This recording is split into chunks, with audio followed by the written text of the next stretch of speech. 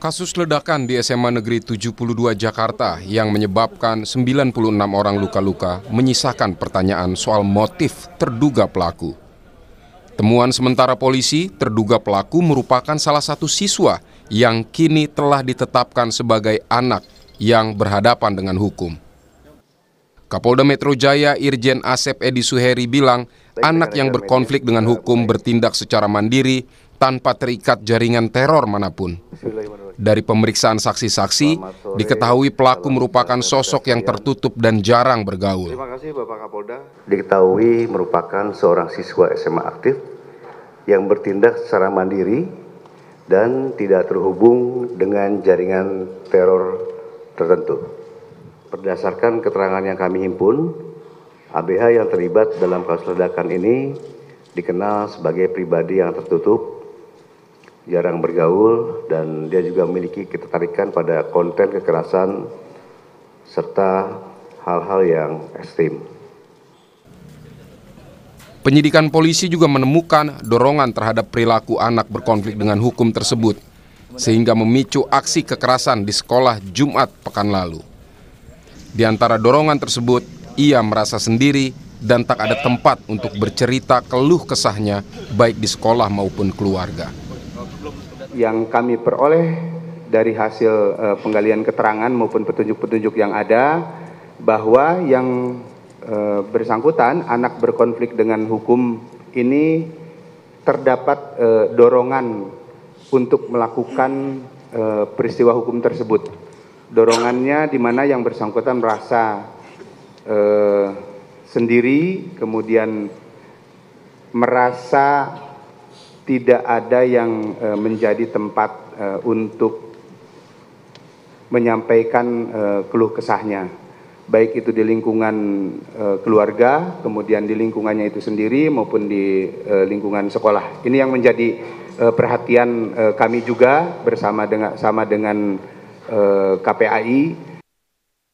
Komisi Perlindungan Anak Indonesia (KPAI) meminta sekolah dan keluarga untuk tidak abai dengan kesehatan mental anak.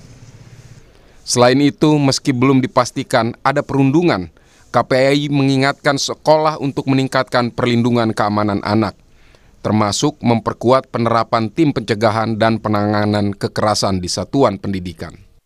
Yang jelas hari ini yang berada di lingkungan satuan pendidikan tidak boleh abai terkait dengan kesehatan mental anak-anak dan tidak boleh hanya fokus pada bagaimana kegiatan belajar berlangsung, tetapi juga perlu melakukan perhatian atau pengawasan terkait dengan aktivitas anak ketika di luar jam belajar. Yang kedua, anak-anak tentu membutuhkan adanya support yang kuat dari semua yang berada di lingkungan terdekatnya, terutama tentu keluarga, orang tua, dan juga termasuk lingkungan terdekat di satuan pendidikan. Dalam rilis kasus ledakan di SMA Negeri 72, polisi membeberkan kronologi serta merilis detik-detik rekaman CCTV saat terduga melakukan aksi peledakan. Polisi bilang anak berkonflik dengan hukum terlihat membawa tas punggung dan sempat memantau situasi. Ia sempat melepas seragam, lalu berjalan ke masjid sekolah sambil membawa tas dan menenteng senjata mainan. Tim Liputan, Kompas TV. Saudara, polisi sebut kesendirian tanpa tempat berkeluh kesah jadi salah satu faktor yang mendorong salah seorang siswa melakukan peledakan di SMA Negeri 72 Jakarta. Kita akan bahas hal ini bersama pakar psikologi forensik Reza Indragiri dan juga Komisioner Komisi Perlindungan Anak Indonesia KPAI Diah Puspitarini. Selamat malam Pak Reza. Selamat malam, Assalamualaikum. Waalaikumsalam warahmatullahi wabarakatuh. Bu Diah, selamat malam, Assalamualaikum. Selamat malam. Waalaikumsalam Mas Randy. Saya ke Bu Diah dulu kalau gitu. Bu Diah, begini, soal kebijakan sekolah terhadap siswa yang terisolasi, karena saya berbicara kenapa terisolasi, karena karena yang bersangkutan bercerita kepada polisi merasa sendiri, merasa tidak ada yang bisa diajak berkomunikasi. Nah, apakah sekolah-sekolah di Indonesia sudah punya protokol khusus untuk mendeteksi dan menangani siswa yang mengalami social withdrawal berkepanjangan seperti ini, Bu Diah? Oke, baik. Kami pernah berkomunikasi dengan beberapa sekolah dan saya sendiri juga pernah menjadi guru ya. Jadi sebenarnya belum ada standar yang umum atau baku ya bahwa sekolah itu harus ada asesmen dari awal. Tetapi tidak kita pungkiri bahwa sebagian besar sekolah di Indonesia ini sudah melakukan asesmen. Ya. Dan asesmen itu penting. Kenapa? Karena bisa mengetahui bagaimana kondisi anak, itu yang pertama. Yang kedua, mengetahui latar belakang keluarga. Dan yang ketiga, itu mengetahui anak ini nanti kecenderungannya bagaimana. Nah, kalau kita bisa mengetahui dari asesmen awal, dan di beberapa sekolah sudah dilaksanakan ini, itu akan memudahkan pihak sekolah untuk mengetahui dan memetakan kerentanan anak. Kerentanan anak ini menjadi penting. Karena hari ini kita berbicara, anak itu tidak berdiri sendiri. Anak itu ada orang tua, anak itu ada latar belakang ekonomi, anak itu juga memiliki kepribadian yang seperti apa. Itu kan kita harus mengetahui ya. Nah, memang sebagian sekolah belum, ya sebagian besar sekolah di Indonesia memang belum menerapkan itu, tetapi bahwa sudah ada yang menerapkan itu juga sudah banyak. Maka kita belajar hari ini, ya dengan kejadian ini, mungkin ada kebijakan yang seharusnya dibuat ya, direkomendasikan bahwa seluruh sekolah ya mungkin bisa melakukan asesmen awal. Dan saya juga mendengar ya dari Kementerian Pendidikan Dasar dan Menengah ini kan sudah memberikan pelatihan BK kepada seluruh guru. Ya, dengan artian semua guru ini sudah memiliki kapasitas untuk melakukan asesmen awal. Walaupun nanti memang harus ada expertise dari psikolog begitu ya. Tetapi bahwa untuk memetakan kondisi anak perlulah saya kira, dan ini saya kira semua guru juga bisa begitu. Karena saya dengar juga komposisi guru bimbingan konseling atau BK ini satu guru untuk 900 siswa katanya begitu. Nah ini yang juga apa benar demikian? Boleh dijelaskan, Bu Diah? Saya ralat ya, bukan 900 tapi 150. 150 sudah mengecil ya. Saya jadi guru BK juga Mas. Ya, baik. Jadi sekarang komposisinya satu guru untuk 150 siswa. Dan tentu saja ini masih belum ideal ya, Bu Diah ya.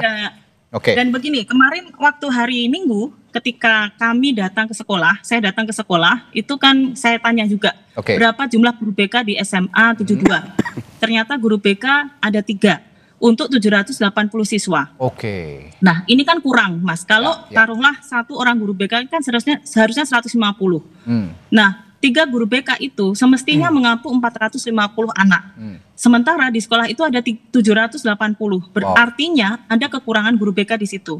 Itu yang kedua, ketika kami menangani sebentar, Mas. Kami menangani kasus itu banyak sekali guru BK yang 0 Mas di sekolah gitu. Jadi memang kalau kita berbicara apakah masih ada kekurangan, iya. Gitu. Baik, saya ke Pak Reza. Kita akan dalami soal profiling kesendirian ekstrim, Pak Reza. Misalnya, saya bertanya begini, dalam kasus SMA 72 ini, apakah kesendirian remaja yang berujung peledakan yang terjadi di SMA 72 ini bisa dikategorikan sebagai loneliness with rage misalnya? Atau saya bertanya, tanda-tanda psikologi spesifik apa yang membedakan dengan misalnya kesepian biasa? Justru saya bertanya-tanya, kesendirian ini sepatutnya kita tempatkan sebagai gejala dalam kurung simptom atau sebagai sebuah masalah. Kalau menurut saya, kesendirian artinya ketika seseorang memilih untuk menarik diri dari lingkungan sosialnya, itu lebih sebagai sebuah gejala. Sehingga yang harus dijawab adalah bukan semata-mata bagaimana mengatasi gejala ini, bagaimana menghilangkan kesendiriannya, bukan. Tapi kita kembali ke akar persoalan di titik hulu, yaitu sesungguhnya masalahnya apa. Sampai kemudian seorang anak memutuskan untuk kemudian menampakkan gejala dengan cara kesendirian semacam itu. Nah, perkiraan saya untuk mengamati atau mengobservasi seorang anak memilih untuk mengisolasi diri, menarik diri secara sosial, itu barangkali tidak hanya bisa mengharapkan seorang guru BK. Tapi kita paham ada istilah mentoring. Ada mentor, ada mentee, ada tentor, ada tenti. Untuk menunjukkan bahwa semestinya sesama siswa, misalnya yang paling sederhana, senior bisa melakukan pendampingan terhadap junior. Satu orang senior memonitor, melakukan tanda petik pengasuhan kepada adik-adik sebanyak 3-5 orang. Saya pikir pendekatan semacam ini bisa dilakukan sehingga kita tidak lagi harus berkutat bagaimana caranya menambah guru BK, karena toh juga tidak mudah untuk itu. Dan juga tidak harus berpikir bagaimana mengurangi jumlah siswa, tapi justru memanfaatkan sumber daya yang sudah ada, yaitu sesama siswa itu sendiri. Oke, nah bagaimana ini bisa ditanggapi oleh KPAI, Bu Dia? Jadi tidak harus mengandalkan guru BK, kalau kata Pak Reza tadi. Bisa juga mengandalkan senior-seniornya yang ada di sekolah. Oke, saya setuju. Jadi begini, kalau kita berbicara di kasus 72, ya ini yang kebetulan kami juga terjun di lapangan. Kami yang bertemu dengan guru, kami yang bertemu dengan siswa, kami bertemu dengan anak korban, kami ketemu dengan si terduga yang sekarang sudah ditetapkan anak pelaku. Ini kan case-nya itu kompleks, Mas. Ya, case-nya itu sangat kompleks. Pertama, kalau dikata apakah anak ini kesendirian, ya kesendirian itu faktornya kan dari apa kita bisa melihat ya, dari latar belakang keluarga, kemudian dari bagaimana pendekatan keluarga. Anak ini kan memang sudah rentan sejak dari awal, ya. Kemudian yang kedua ditambah dengan kondisi di sekolah yang mungkin dia juga interaksinya kurang terbatas. Anak ini pintar loh, Mas. Betul, anak ini pintar. saya dengar juga demikian. Ya, itu yang kita harus garis bawahi. Anak pintar itu kenapa kemudian dia menjadi agak berbeda dengan yang lainnya, mungkin keberterimaannya kurang ya dan lain sebagainya. Itu karena ada faktor ekonomi juga di belakangnya. Ada faktor yang dia tidak bisa mendapatkan keutuhan di rumah. Jadi kalau kita melihat kompleks nih untuk case yang si anak di 72. Tetapi kalau secara umum misalnya apakah ini kaitannya dengan pendampingan di sekolah dan lain sebagainya, memang sangat kompleks.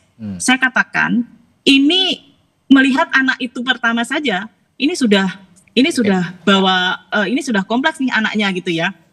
Sehingga saya kira kalau kita mendudukkan apakah ini kaitannya dengan guru BK dan lain sebagainya, ya memang tidak secara langsung tidak ya, tetapi bahwa kalau Bapak Ibu ke kelasnya dan melihat coret-coretan di meja anaknya, itu bisa lihat betapa kesepiannya dia. Itu. Dan seharusnya guru itu bisa melihat itu dari awal, gitu. Karena tulisannya jelas, Mas, dan itu tulisannya udah lama. Itu yang kita bisa melihat dari mata ya, dari mata dari sekilas. Nah, yang kedua itu interaksi juga gitu. Nah, apakah harus menambah guru? Memang saya setuju dengan Pak Prof. Indra ya, jadi memang kita tidak bisa menunggu dari sistem dan lain sebagainya. Ada hal yang harus kita tekankan pada anak, yang itu bisa dilakukan oleh guru, karena guru juga transfer of value, just not knowledge ya, sehingga guru juga bisa menambahkan resiliensi kepada anak gitu. Resiliensi kepada anak, penguatan bahwa ini loh nak, kamu tuh juga hidup di dunia seperti ini, ada orang yang nggak suka, ada orang yang senang, dan orang tua pun juga harus begitu gitu, sehingga jangan merasa kesepian, mestinya gitu ya Mas ya. Karena Bu Dia sudah menyinggung juga peran orang tua dan hilangnya peran orang tua sepertinya ya dalam kasus ini, sehingga mengakibatkan anak ini depresi. Saya akan bertanya ke Pak Reza, kita bicara pathway depresi menuju tindak kekerasan yang akhirnya dilakukan sang anak ini. Bagaimana mekanisme psikologis ketika depresi akibat isolasi sosial misalnya Prof, bertransformasi menjadi ide kekerasan destruktif seperti yang terjadi di SMA 72 ini? Mari kita ingat kembali perkataan Kapolri Jenderal Listio Sigit yang menyebut bahwa anak ini situasinya bersangkut paut dengan bullying atau perundungan. Kita bicara perundungan di titik hulu, kemudian kekerasan di titik hilir. Lantas apa prosesnya? Bagaimana siklusnya sampai kemudian pengalaman perundungan itu menjelma menjadi perilaku kekerasan? Dari sekian banyak kasus perundungan yang saya dan Yayasan Lentera Anak masuk ke dalamnya, termasuk hadir di persidangan, saya cukup yakin untuk mengatakan bahwa korban perundungan tidak hanya menjadi korban satu kali, tapi mengalami viktimisasi majemuk.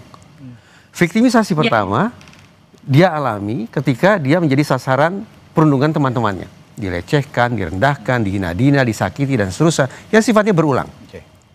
Tidak berhenti sampai di situ. Ketika anak mencoba mencari pertolongan, dia berkeluh kesah ke keluarganya, dia mengadu ke gurunya.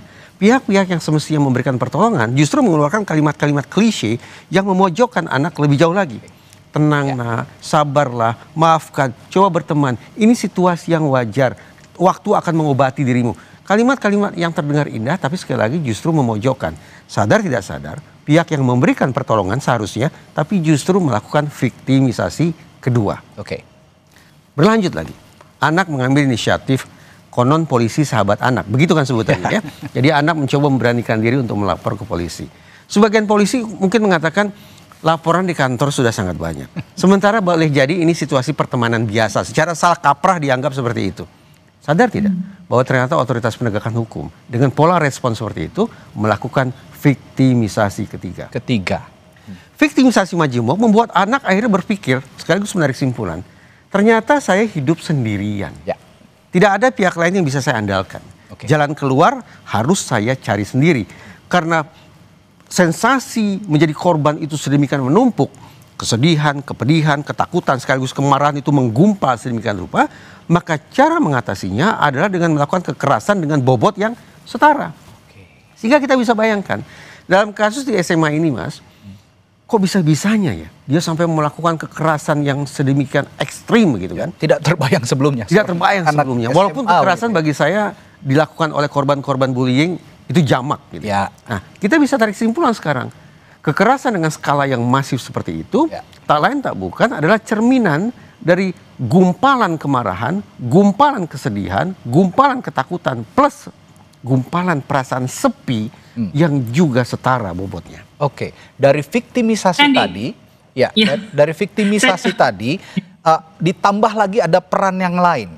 Soal misalnya paparan konten ekstrim itu ditambah lagi. Nah, saya akan diskusikan hal itu setelah jeda nanti di Sapa Indonesia bersama Pak Reza dan juga Bu Diah. Sesaat lagi tetaplah bersama kami. Tadi Pak Reza sudah menyinggung soal viktimisasi yang bahkan dialami sebanyak 3 kali oleh anak berkonflik dengan hukum yang ada di SMA 72 yang saat ini sedang diproses hukum gitu ya. Nah, setelah viktimisasi ada faktor pemicu yang lain ternyata. Ada peran fantasi yang juga mendorong si anak ini melakukan kekerasan. Ada paparan konten ekstrim seperti dark web misalnya atau game, film memperkuat fantasi kekerasan pada remaja yang sudah terisolasi. Apakah ini lantas menjadi final trigger untuk melakukan tindak kekerasan itu? Saya membayangkan kita bisa menerapkan analisis 3 tingkat, 3 level analysis. Dalam psikologi forensik berarti kita harus melakukan pemetaan faktor yang mana, isinya apa. Jadi kita bernalar begini. Di segmen sebelumnya kita sudah mulai menyangkut pautkan kondisi anak ini terkait dengan perundungan. Kita punya alasan untuk menempatkan perundungan sebagai deep factor, faktor mendalam. Kenapa? Karena salah satu mazhab dalam psikologi meyakini bahwa perilaku manusia, termasuk perilaku jahat manusia, itu bertitik mula dari trauma. Perundungan mengakibatkan guncangan psikologis, barangkali bisa disetarakan dengan trauma, sehingga kita letakkan dia pada lapis atau tingkat terbawah. Ini yang paling fundamental. Berlanjut, di segmen ini sudah mulai disinggung, anak itu berulang kali terpapar materi-materi kekerasan, berlangsung secara berulang. Kita bisa anggap itu sebagai sebuah proses belajar, dalam kurung proses pengkondisian yang memang berlangsung secara salah. Sehingga terus-menerus atau berulang kali terpapar pada materi-materi kekerasan, itu kita bisa tempatkan di tingkat kedua, conditioning factor. Tinggal satu level lagi, yaitu faktor pemicu.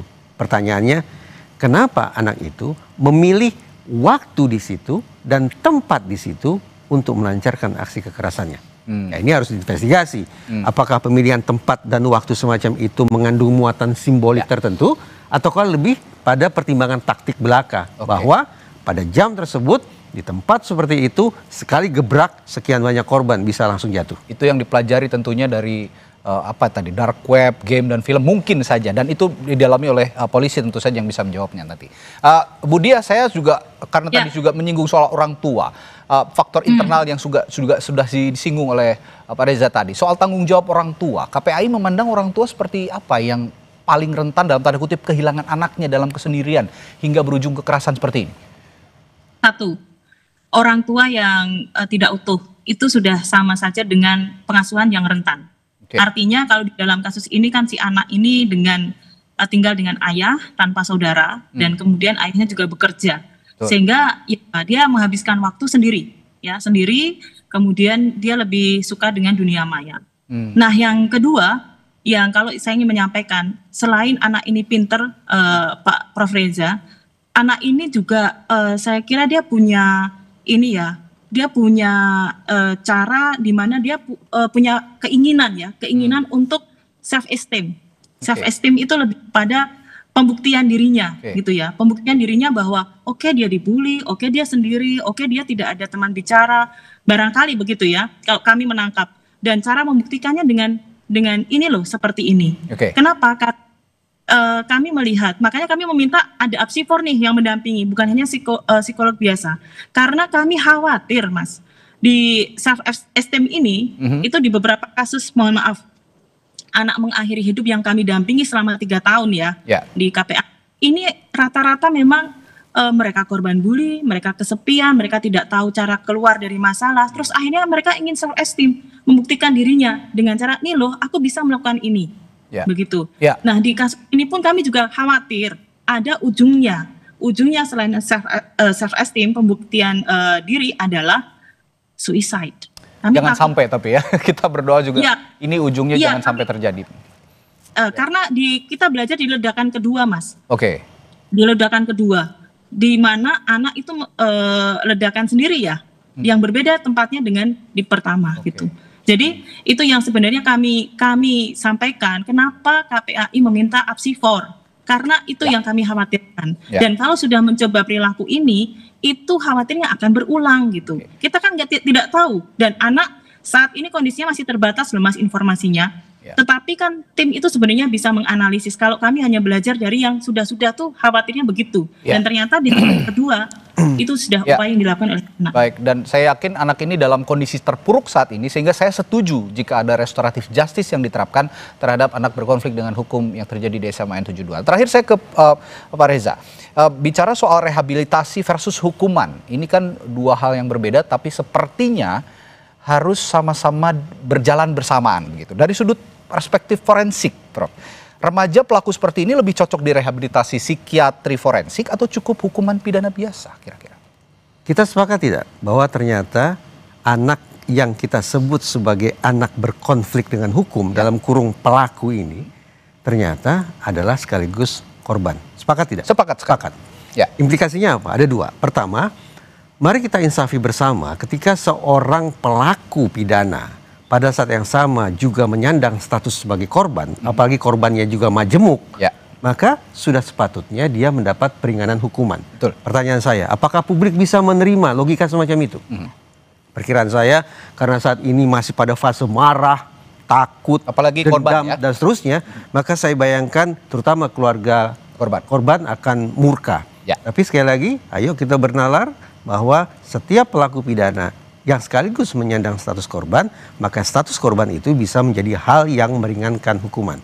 Implikasi kedua, karena kita bersepakat bahwa anak ini ternyata adalah korban, maka ada agenda yang lebih harus diprioritaskan ketimbang meminta pertanggungjawaban pidana. Apa itu? Memastikan bahwa anak yang menyandang status sebagai korban itu mendapat perlindungan khusus. Itu bukan kata Reza, itu kata Undang-Undang Perlindungan Anak. Bahwa anak yang menjadi korban kekerasan, anak yang anggap anak ini sebagai korban perlakuan salah dan penelantaran. Tambah lagi kalau kita kait-kaitkan dengan terorisme, anak korban jaringan terorisme, 3 status korban dia sandang, maka 3 bentuk perlindungan khusus pula yang harus diberikan. Jangan salah, negara ini memposisikan perlindungan khusus, negara berkewajiban dan bertanggung jawab memberikan perlindungan khusus. Ayo kita konsekuen.